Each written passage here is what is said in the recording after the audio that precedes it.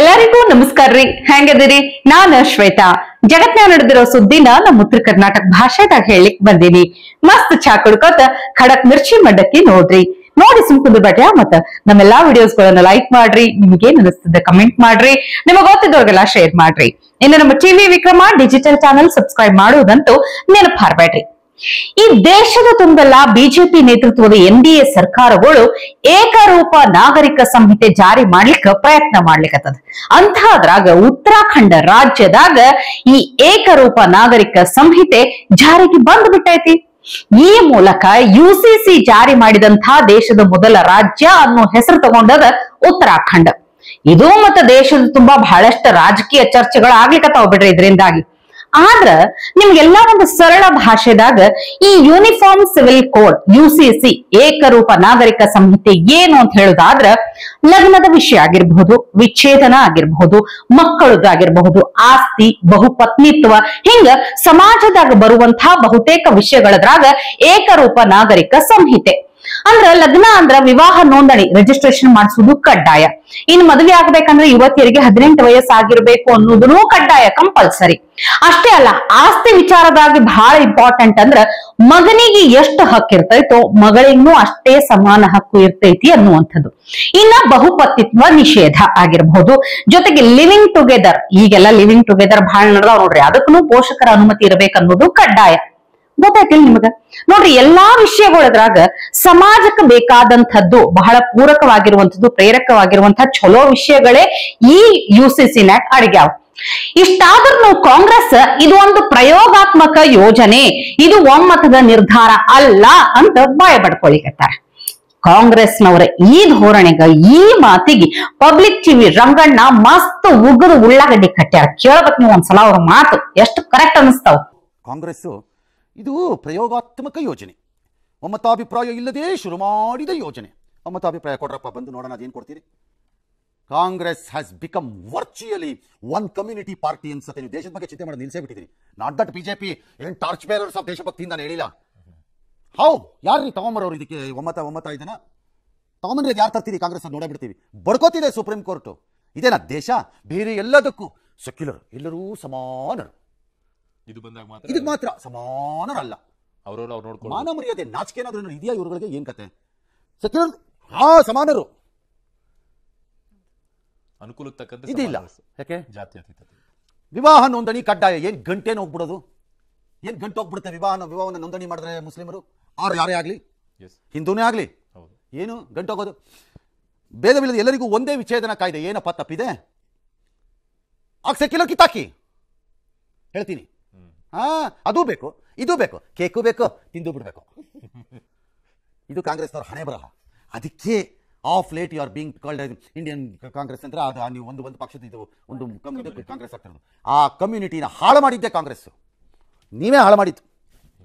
ಹೇಳ್ತೀನಿ, ವಿವಾಹಕ್ಕೆ ಕನಿಷ್ಠ ವಯಸ್ಸು ನಿಗದಿ, ಯುವತಿಯರಿಗೆ 18 ತುಂಬಬೇಕು. ಏನು ತಪ್ಪಿದೆ? ಏನು ತಪ್ಪಿದೆ ಅಂತ ನಾನು ಕೇಳೋದು. ಯಾವ ಕಮ್ಯುನಿಟಿನಾರು ಆಗಲಿ, ಏನು ಬಾಲ್ಯ ವಿವಾಹ ಬೇಕಾ? ಅಲ್ಲೆಲ್ಲ 16 ವರ್ಷಕ್ಕೆ ಇಟ್ಟಿದ್ದಾರೆ ಸರ್. ಅದಕ್ಕೆ ಇಲ್ಲಿ 18 ವರ್ಷಕ್ಕೆ ಮಾಡೋದಂದ್ರೆ ಅದಕ್ಕೆ ಅಪೋಸ್ ಮಾಡ್ತಾರೆ. ಹೆಣ್ಮಕ್ಳು ವಿರೋಧಿನೇ. 16 ಆದ್ರೂ ಪರವಾಗಿಲ್ವಾ? ಓಕೆನಾ?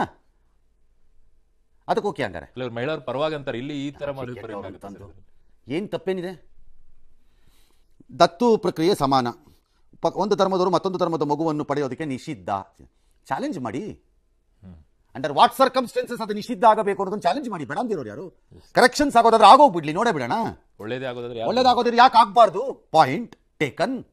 ಸುಮ್ಮನೆ ಕಣ್ಣಿಗೆ ಕಾಣಿಸಿದಲ್ಲ ಸರಿ ಇಲ್ಲ ಅಂದ್ಬಿಟ್ರೆ ಕೇಳ್ಕೊಂಬರ ಕಿವಿನಲ್ಲಿ ಏನು ಗುಯ್ ಗುಯ್ ಗುಯ್ ಗುಯ್ ಗುಯ್ ಅಂತ ತಮಟೆ ಹೊಡ್ಕೊಂಡು ಓಡಾಡ್ತಿದೀವ? ಹೋಯ್ತಾ ಕಾಲ ಈ ದೇಶದಲ್ಲಿ? ಹಲಾಲ್ ಇತ್ತಂತ ಕೆಲವು ಆಚರಣೆ ಸಂಪ್ರದಾಯಗಳಿಗೆ ಅನುಮತಿ ಇಲ್ಲ. ಬಹುಪತ್ನಿತ್ವ ನಿಷೇಧ.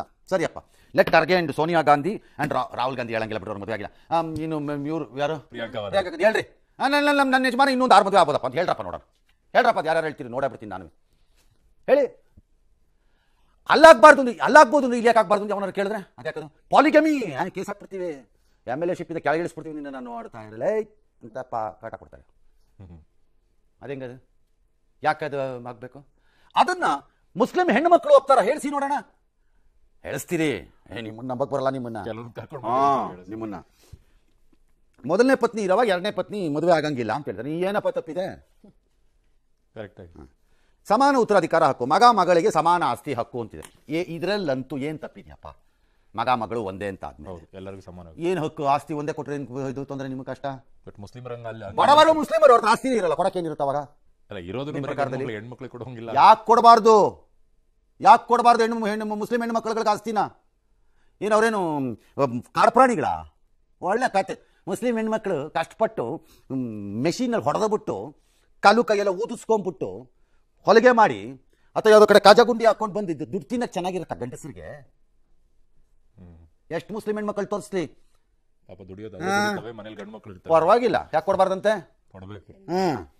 ಅದಂಟು ಲಿವ್ ಇನ್ ಪೋಷಕರು ಡ್ಯಾಶ್ ಡ್ಯಾಶ್ ಎಲ್ಲ ಸರಿ ಇದೆ, ಎಲ್ಲ ಯೋಚಿಸಿ. ಕಾಂಗ್ರೆಸ್ನವ್ರಿಗೇನು ಇದು ಬೇಡ, ಸುಮ್ಮನೆ ಇದು ಮುಸ್ಲಿಮ್ರು ಕೋಪ ಮಾಡ್ಕೊಂಡ್ಬಿಡ್ತಾರೆ. ಯಾಕೆ ಸುಮ್ಮನೆ? ವೋಟ್ ಅನ್ನೋದು ಇದೆಯಲ್ಲ, ಆ ಭಗವಂತ ಆಹಾರ ಸೃಷ್ಟಿ ಮಾಡೋ ಬದಲು ಓಟನ್ನೇ ಆಹಾರ ಮಾಡಿ ಬಿಟ್ಟಿದ್ದರೆ ದಿನ ಬೆಳಗಾದ್ರೆ ಅದಕ್ಕೆ ಪೇಪರ್ ಬೇಕು, ಬ್ಯಾಲೆಟ್ ಪೇಪರ್ ಬೇಕು ಅಂತ ಅನ್ನೋದು. ಯಾಕಂದ್ರೆ ಅದನ್ನ ತಿನ್ನಕ್ಕೆ. ಎಸ್, ನೋಡಿದ್ರೆ ಇಲ್ಲಿ UCCನ್ಯಾಗ ಬರುವಂತಹ ಕೆಲವೊಂದು ನಿಯಮಗಳು ಅಂದ್ರೆ ಲಗ್ನ ಆಗೋ ಯುವತಿಗೆ 18 ವಯಸ್ಸು ಆಗಿರ್ಲೇಬೇಕು ಅನ್ನುವಂಥದ್ದು, ಬಹುಪತ್ನಿತ್ವ ನಿಷೇಧ ಅಂದ್ರೆ ಮೊದಲನೇ ಹೆಂಡತಿ ಬದುಕಿದಾಗ ಎರಡನೇ ಲಗ್ನ ಮಾಡ್ಕೋಬಾರ್ದು ಅನ್ನುವಂಥದ್ದು. ಇವೆಲ್ಲ ಅಲ್ಪಸಂಖ್ಯಾತ ಸಮುದಾಯದವ್ರಿಗೆ ಬಹಳ ತ್ರಾಸ ಆಕೈತಿ. ಅವ್ರ ತ್ರಾಸ ನೋಡಿ ಕಾಂಗ್ರೆಸ್ನವ್ರಿಗಿನ್ನ ಹೆಚ್ಚಿನ ತ್ರಾಸ ಆಕೈತಿ. ಹಿಂಗಾಗಿ ವಿರೋಧ ಮಾಡ್ತಾರ. ಅದಕ್ಕೆ ರಂಗಣ್ಣ ಮಸ್ತ್ ಉತ್ತರ ಕೊಟ್ಟಾರ ಬಿಡ್ರಿ. ಇನ್ನು ಮೂಡಾ ಪ್ರಕರಣದ ಮುಖ್ಯವಾಗಿ ಕಂಪ್ಲೇಂಟ್ ಕೊಟ್ಟಿರುವಂತಹ ಸ್ನೇಹಮಯಿ ಕೃಷ್ಣ ಅವರು CM ಸಿದ್ದರಾಮಯ್ಯನವರಿಗೂ ಒಂದು ಸೀದಾ ಸವಾಲ್ ಹಾಕ್ಬಿಟ್ಟಾರ. ಅವ್ರು ಕೊಟ್ಟಿರುವಂತಹ ಕಂಪ್ಲೇಂಟ್ ನಾಗ ಮೂಡಾ ಅನ್ನುವಂತ ಏನ್ ಹಗರಣ ನಡೆದೈತ್ಲ, ಅವ್ರ ಕಡೆ ಏನಾರೇ ತಪ್ಪಾಗಿತ್ತಂದ್ರ ಅಲ್ಲಿಗೆ ಅವ್ರ ಹೋರಾಟ ನಿಂದಿರಿಸಿ ಅವರು ಜೈಲಿಗೆ ಹೋಗ್ಲಿಕ್ಕೆ ತಯಾರದಾರಂತ. ಹಂಗಾದ್ರೆ ಈ ಪ್ರಕರಣದಾಗ ನಿಮ್ದು ತಪ್ಪಿತ್ತಂದ್ರ ನೀವು ನಿಮ್ ಸ್ಥಾನಕ್ಕೆ ರಾಜೀನಾಮೆ ಕೊಡ್ಲಿಕ್ಕೆ ತಯಾರದಿರೇನಂತ ಸಿದ್ದರಾಮಯ್ಯನವ್ರಿಗೆ ಸವಾಲ್ ಹಾಕ್ಯಾರ. ಪ್ರತಿವಾದಿಗಳ ವಕೀಲರು ಸಾಕಷ್ಟು ಸುದೀರ್ಘವಾಗಿ ವಾದ ಮಂಡನೆ ಮಾಡಿದ್ದಾರೆ. ಇವನ್ನೆಲ್ಲ ಆಲಿಸಿದ ಮಾನ್ಯ ನ್ಯಾಯಮೂರ್ತಿಗಳು ತೀರ್ಪನ್ನು ಕಾಯ್ದಿರಿಸಿದ್ದಾರೆ.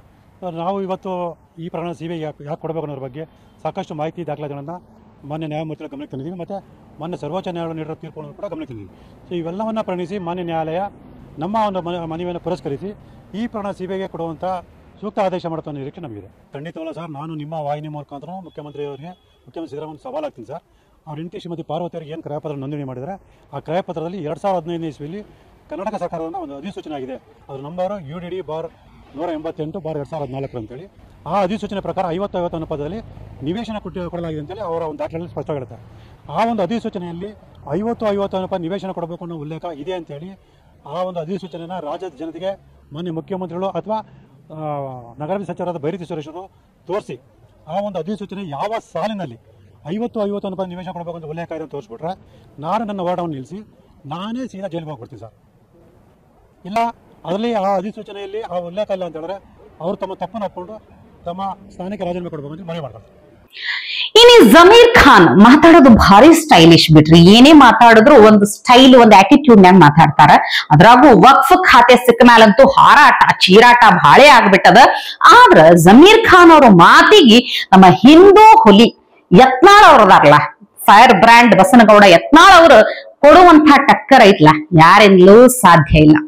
ಹಿಂಗಾಗಿ ಜಮೀರ್ ಅವರ ಮಾತಿಗೆ ಯತ್ನಾಳ್ ಅವರು ಹೆಂಗ ತಿರುಗೇಟ್ ಕೊಡ್ತಾರ ಅಂದ್ರ ಒಂದು ಗಟ್ಟಿ ಗುಂಡಿಗೆ ಇರ್ಬೇಕ್ರಪ್ಪ, ಅಂಥವ್ರಿಗಷ್ಟ ಈ ತರ ಮಾತಾಡ್ಲಿಕ್ ಸಾಧ್ಯ ಐತಿ. ಇಬ್ಬರಿಗೂ ನೋಡ್ರಿ ನೀವು ಮಾತು ಕತಿ. ಅದು ನಿಮ್ಮಪ್ಪನ ಆಸ್ತಿನೂ ಅಲ್ಲ, ನನ್ನಪ್ಪನ ಆಸ್ತಿನೂ ಅಲ್ಲ. ಈ ದಾನ ಮಾಡಿರೋದು ದಾನಿಗಳದ್ದು ಆಸ್ತಿ. ಅದು ಅವರಪ್ಪ ಯಾರು ಅನ್ನೋದೇ ಅವ್ರಿಗೆ ಗೊತ್ತಿಲ್ಲ. ಅವ್ರೇನ್ ಹೇಳಿದ್ರು, ಇದು ಯತ್ನಾಳರ ಅಪ್ಪನ ಆಸ್ತಿ ಅಲ್ಲಪ್ಪ, ನಿನ್ನಮ್ಮ ಅಪ್ಪನ ಆಸ್ತಿಯ? ನಿಮ್ಮ ಮುತ್ಯಾನ ಹೆಸರು ಮಲ್ಲಪ್ಪ ಇತ್ತೋ ಕಲ್ಲಪ್ಪ ಇತ್ತೋ ಗೊತ್ತಿಲ್ಲ. ಏನು ಹಿಂದೂಸ್ತಾನ್ದಾಗ ಇದಿರ್ಲ ಸಾಬ್ರು, ನೀವು ಔರಂಗಜೇಬನ ಕತ್ತಿಗೆ, ಟಿಪ್ಪು ಸುಲ್ತಾನ ಕತ್ತಿಗೆ, ಆದಿಲ್ ಶಾನ್ ಕತ್ತಿಗೆ ಸಾಬ್ರಾದವರು ನಮ್ಮ ಹಿರಿಯರು. ನಮ್ಮ ಮುತ್ಯ ಏನು ಬಂದ್ರು ಅಂಜಲಾರ್ದನೆ ಹಿಂದೂ ಧರ್ಮದಲ್ಲಿ ಕುಂಕುಮ ವಿಪತ್ತಿ ಇಟ್ಕೊಂಡು ನಮ್ಮನ್ನೆಲ್ಲ ಇವತ್ತು ಹಿಂದೂಗಳಾಗಿ ಏನು ಇಟ್ಟಾರಲ್ಲ, ಅವರು ನಿಜವಾದಂತ ಹುಲಿಗಳು, ಅವ್ರು ನಿಜವಾದಂತ ಗಂಡಸರು. ಪಾಪ ಜಮೀರ್ ಖಾನ್ ಯತ್ನಾಳ್ ಅವರಿಂದ ಇಷ್ಟೆಲ್ಲಾ ಬಯಸ್ಕೊಂಡು ಆದ ಮ್ಯಾಲ ಅವ್ರಿಗೆ ಏನಾರೇ ಅಕಸ್ಮಾತ್ ಮನಸ್ಸಿನಾಗ ಗಿಲ್ಟ್ ಫೀಲ್ ಆಗಿ ಈ ಇದ್ದಿದ್ದಂಗ ಹೇಳಕ್ ಹೋದ್ರೆ ಹೆಂಗಿರಬಹುದು ಅಂತ ನೀವು ಕೇಳಬಹುದು. ಐತಿ, ಇಲ್ಲೊಂದು ವಿಡಿಯೋ ಐತಿ, ಭಾರಿ ಐತಿ ಹಾಡ. ಅಂದ್ರ ಕಾಂಗ್ರೆಸ್ ಸರ್ಕಾರ ಬಂದಾಗಿನಿಂದ ಏನೆಲ್ಲ ಅವಾಂತರಗಳು, ಏನೆಲ್ಲ ಎಡವಟ್ಟು ಸಮಸ್ಯೆಗಳು ಆಗ್ಲಿಕ್ಕತ್ತಾವ ಅನ್ನೋದನ್ನ ಓಪನ್ ಆಗಿ ಒಂದ್ ರ್ಯಾಪ್ ಸಾಂಗ್ ಮೂಲಕ ಜಮೀರ್ ಖಾನ್ ಹಾಡಿದ್ರೆ ಹೆಂಗ್ ಇರ್ತೈತಿ ಅನ್ಲಿಕ್ ಭಾರಿ ಒಂದ್ ರ್ಯಾಪ್ ಸಾಂಗ್ ಐತಿ, ನೋಡ್ಕೊಂಡ್ ಬರ್ರಿ.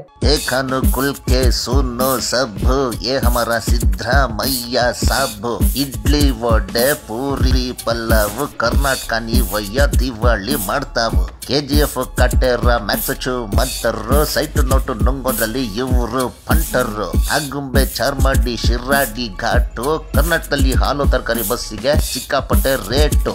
ಚಾಕಣ ಲಿವರ್ ಕಬಾಬು ಲೆಗ್ ಪೀಸು ಕರ್ನಾಟಕದ ಅಭಿವೃದ್ಧಿ ಹೊಂಟೈತೆ reverse. Fevikwik PVC Fevicol gum ನಮ್ಮವರು ಮಾಡ್ತಾವ್ರೆ ಸ್ಕ್ಯಾಮ್ ಮೇಲೆ ಸ್ಕ್ಯಾಮು.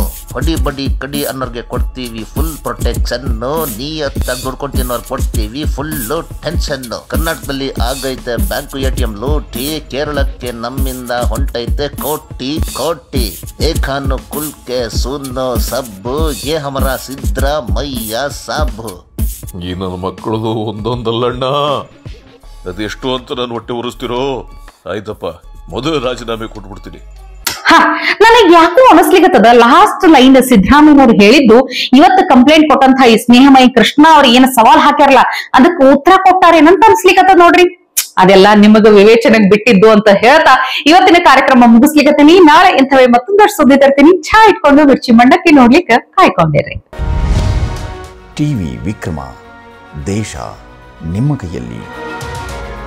ಈ ಕಾರ್ಯಕ್ರಮ ನಿಮಗೆ ಇಷ್ಟ ಆಗಿದ್ದಲ್ಲಿ ಲೈಕ್, ಶೇರ್ ಹಾಗೂ ಕಮೆಂಟ್ ಮಾಡಿ. ಟಿವಿ ವಿಕ್ರಮದ ಕಾರ್ಯಕ್ರಮಗಳನ್ನು ನಿರಂತರವಾಗಿ ವೀಕ್ಷಿಸಲು ಸಬ್ಸ್ಕ್ರೈಬ್ ಮಾಡಿ, ಬೆಲ್ ಐಕನ್ ಒತ್ತಿ.